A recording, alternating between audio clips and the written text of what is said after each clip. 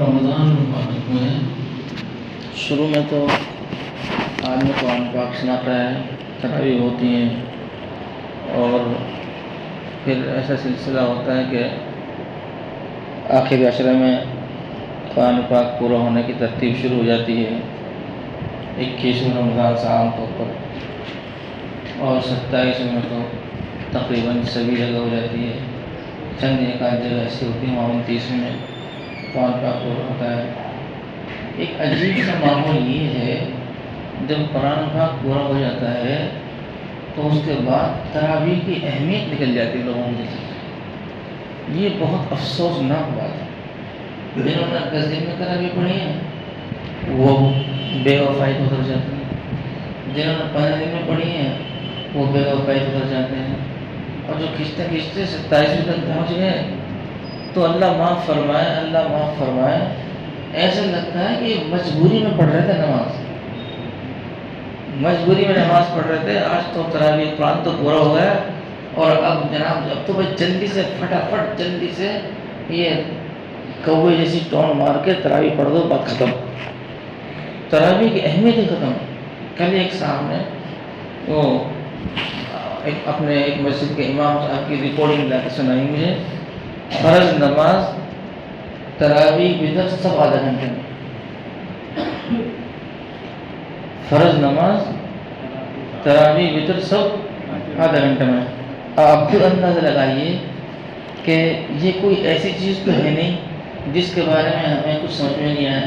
بھائی اگر کوئی ہم سے ایسے بارے میں بات کرے جس کام کو ہم جانتے نہیں ہوں، جس کاروبار سے جس کام کاج سے ہم واقف نہ ہوں، جب تو چلو کوئی مسئلہ، لیکن جس ساری زندگی جس کام میں گزر رہی ہے، جی پڑھنا پڑھانا امامت، یہ سارا کام، ساری زندگی یہی کام، اب اس میں کوئی آدمی ہمارے سامنے یہ کہے کہ آدھا گھنٹے میں 4 فرض بھی پڑھ لی، اس کے بعد کوئی سنت نفل بھی پڑھ لی، 20 رکعت تراویح پڑھ لی، اور ہر 4 رکعت پہ بیٹھے بھی ہیں، اور جناب وتر بھی پڑھ لی۔ میں کہتا ہوں آپ لوگوں کو برا لگے گا، لیکن میں صاف کہتا ہوں ایسا امام جو آدھا گھنٹے میں سب کچھ کرا دے، اس کو ننگا کر کے چوراہے پکڑ کر مارو سکو۔ اسلام میں کلمہ کے بعد سب سے بڑی چیز نماز ہے۔ کسی کو کتنا ہی برا لگے، میرے لیے یہ لفظ آپ خوب پھیلا دو کہ میں یہ کہتا ہوں جو امام آدھا گھنٹے میں 4 فرض پڑھا دے، 20 رکعت تراویح پڑھا دے، وتر پڑھا دے، اس کو ننگا کر کے چوراہے پہ مارو، اس کو پکڑ کے۔ امام نہیں ہے، فرعون ہے وہ۔ یہ قوم اتنی مطلب جو ہے نا بھوری نہیں ہے کہ جو ضد کرے گی۔ اگر امام لوگ نماز پڑھائیں گے تو کیوں نہیں پڑھے گی؟ یہ مسئلہ یہ ہے کہ کچھ لوگ ایسے ہیں جو اس لائق نہیں ہے اور ان کو سیٹ مل جاتی ہے۔ حضرت تھانوی رحمۃ اللہ علیہ صاحب نے کسی نے کہا کہ صاحب وہ طلبہ نے چوری کر لی، چکر چوری ہو گئی۔ حضرت نے فرمایا طالب علم چوری نہیں کرتا، چور طالب علم ہی کرتا ہے۔ سمجھ گیا؟ طالب علم چوری نہیں کرتا، چور ہے وہ طالب علم ہی کر رہا ہے، اس کے بیس میں آ کر کام کر رہا اپنا۔ تو یہ کوئی چیز ہے یار؟ آپ قرآن شریف پورا ہو گیا تو توبہ کے اسٹون مار کے بھاگ جائیں؟ نماز کی وہی اہمیت ہے، تراویح کی وہی اہمیت ہے، اپنی جگہ پر تمام اہمیت برقرار ہے۔ اب میرے ساتھ بیٹھے ہیں اس لیے میں وہ دکھا رہا ہوں کہ یہ جناب جو انہوں نے کیا پڑھا ایک آیت میں، ایک رکعت میں، وما جعلنا اصحاب النار الا ملائکۃ وما جعلنا عدتهم الا فتنة للذین کفروا، اللہ اکبر، لیستيقن الذین اوتوا الکتاب ویزداد الذین آمنوا ایمانا ولا یرتاب الذین اوتوا الکتاب والمؤمنون، اللہ اکبر۔ آیت پوری نہیں ہے ابھی آیت پوری نہیں ہوئی ہے، اور دونوں جگہ وہ نشان ہے لام الف کا، جس کا مطلب ہوتا ہے نون اسٹاپ۔ لام الف کا مطلب بہت سے لوگ یہ سمجھتے ہیں آیت ہے، اس کا مطلب یہ ہوتا ہے یہاں مت رکو، صرف لام الف پڑا ہوا ہے، یہاں بندے نے رکو کیا، اور سمجھاتے ہیں تو یہ کہتے ہیں ہم مفتی ہیں۔ اور وہ مفتی اس لیے تھوڑی بنایا جاتا ہے تو گلی ڈھونڈ ڈھونڈ کے کہ فتویٰ کے حساب سے جہاں نماز ہو جائے گی وہ کام کرو۔ مفتی تو اس لیے بنایا جاتا ہے کہ حادثہ ہو جائے، وہاں پہ کوئی مسئلہ ہو جائے تو حل نکل جائے، نہ کہ جان بوجھ کے حادثہ کرنا۔ قانون اس لیے نہیں بنایا جاتا کہ میں قانون بنا رہا ہوں تو میں باریکی سے واقف ہو کر توڑنے کا راستہ نکال لوں. قانون اس لیے بنایا جاتا ہے تاکہ اس پر چلیں اور توڑنے سے بچیں. تو مجھے بار بار یہ احساس ہو رہا تھا اور میں چاہ رہا تھا کہ کس طریقے سے لوگوں کو بات ذہن میں بٹھایا جائے. میرا تو دل یہ کہتا ہے کہ مسلمان جو ہے نا وہ اتنے ضدی بھی نہیں ہیں کہ امام لوگ صحیح نماز پڑھائیں تو یہ جو کہ مخالفت کریں. ایسا بھی نہیں ہے. ہم تجربہ یاد کر لیا نا, ہم نے یہاں تجربہ کر لیا. شروع میں یہاں آئے تھے تو تراویح میں لگ گیا 2.25 گھنٹے. تو چند لوگ ناراض ہو گئے تو ان کو سمجھایا. 1 سال سمجھایا, 2 سال سمجھایا, 3 سال سمجھایا. اللہ کا شکر اب کوئی ناراض نہیں ہوتا. انہوں نے کبھی زندگی میں دیکھا نہیں 1 گھنٹہ سے تراویح ہوتے. اب جب وہ یہاں 1 گھنٹہ سے تراویح لگی تو ناراض ایک صاحب نے تراویح پڑھنا چھوڑ دیا. وہ کہنے لگے ان سے تراویح پڑھانی نہیں آتی. اور کمیٹی والے بیچارے بڑے پریشان ہوتے ہیں اس چیزوں سے. مجھ سے کہنے لگے کہ آپ ان کو مل لیجیے, بات کر لیجیے. میں نے علی ضرور صاحب نے کہا دیکھو تراویح چھوڑنے کے کچھ بہانے ہوتے ہیں. وہ جو بندہ ناراض ہوا ہے وہ اس لیے ناراض ہوا کہ تراویح نہیں پڑھنی تھی, ورنہ کسی سے کھڑا نہیں ہوا, جا بیٹھ کے پڑھ لے. بھائی شریعت نے نفل نماز کو بیٹھ کر پڑھنے کی عام اجازت دی. کسی کو آپ یہ نہیں کہہ سکتے, تانا نہیں مار سکتے تم بیٹھ کے نماز نہیں پڑھ رہے ہو. نفل نماز بیٹھ کے پڑھ سکتے ہیں آپ, سیدھا حساب ہے, آدھا ثواب ملے گا. تو جس کو تراویح پڑھنے میں پیر میں درد ہو رہا ہے بیٹھ کے پڑھ لے. اب وہ پڑھ ہی نہیں رہا ہے تو سمجھ لو. میں نے ان سے کہا کہ جس نے لڈو بٹے گا اسے نہ جائے گا, مت کوشش کرو میں منع نہیں کیا. تو میری بات مان لی بیچاروں نے. جس دن مٹھائی بٹی مغرب میں جلدی دنیا جب جا رہی تھی تو اس وقت وہ آنے میں تراویح میں سب سے پہلے وقت آیا. تو کچھ لوگوں کو تراویح چھوڑنی ہوتی ہے. تو میں یہ کہہ رہا ہوں جس دن آج ایک حدیث ہو رہی ہے دماغ میں آئی ہے, حدیث پاک میں ہے صلی صلاۃ مودع, نماز پڑھو تو ایسے پڑھو کہ تم جدا ہو رہے ہو, آخری نماز ہے.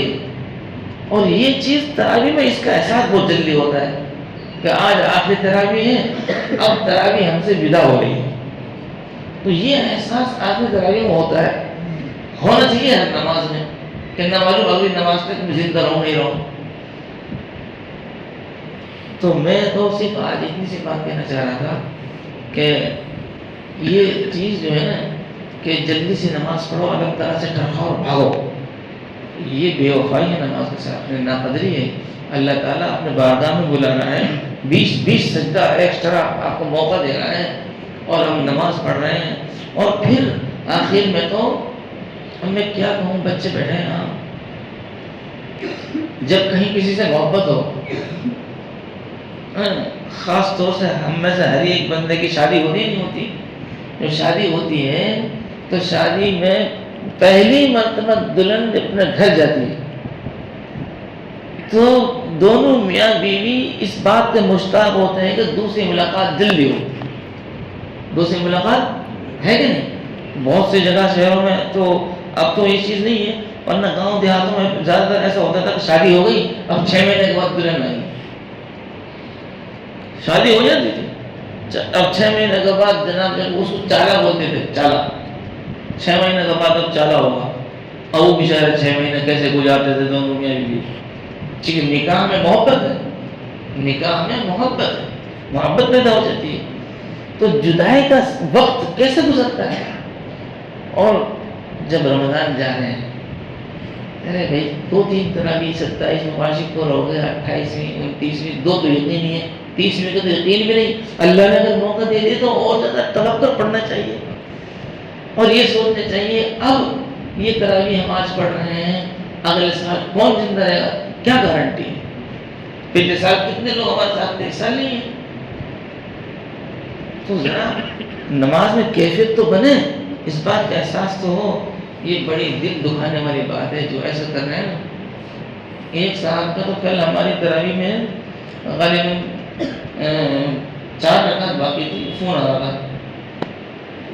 رہا تھا میرے پاس. پھر بھی طرف بعد میں نے کال کیا, آپ کی تراویح میں کیسے فون آ گیا, کیا آپ کی تراویح نہیں پڑھی آج آپ نے؟ نہیں, ہم تو فارغ ہوئے تھے. 8:15 پہ نماز ہے اور جناب جو ہے کہ 8:40 پر 42 پر وہ نماز سے فارغ ہو گئے.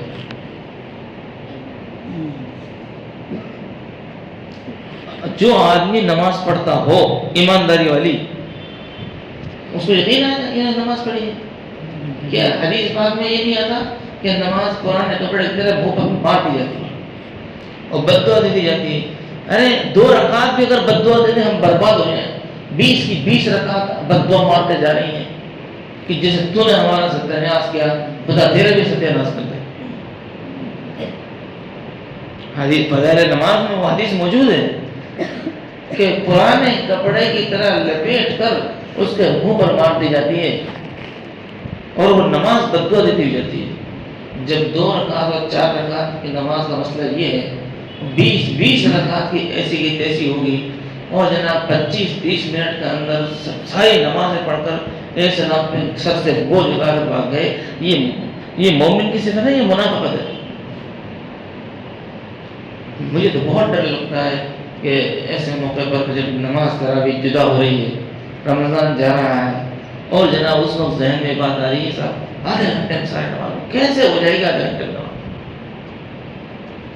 تو ہمارے دوستوں میں، ہمارے متعلقین میں کوئی صاحب ہوں تو ان کا ذہن یہ بنایا جائے کہ اصل تو یہ کام اماموں کا ہے کہ امام لوگ یہ ذہن بنائیں جیسے تراویح جب تھی پہلی، دوسری، تیسری، 27ویں، ایسے ہی 28ویں، ایسے ہی 29ویں، اور کہیں خدا نہ خواستہ کوئی امام ہی غلط آ گیا تو پھر مقتدیوں کو چاہیے وہ امام کو سکھائیں کہ صاحب آپ کو امامت کرنی ہے تو نماز پڑھائیے، ڈنڈ بیٹھک مت کروائیے. ڈنڈ بیٹھک کی ضرورت ہے تو ہم کسی پہلوان کو لے آئیں گے. ایسی جگہ پر مقتدیوں کو مضبوط ہونا چاہیے. اللہ تعالیٰ ہماری نمازوں کو قبول فرمائے، قبول فرمائے. سبحان اللہ.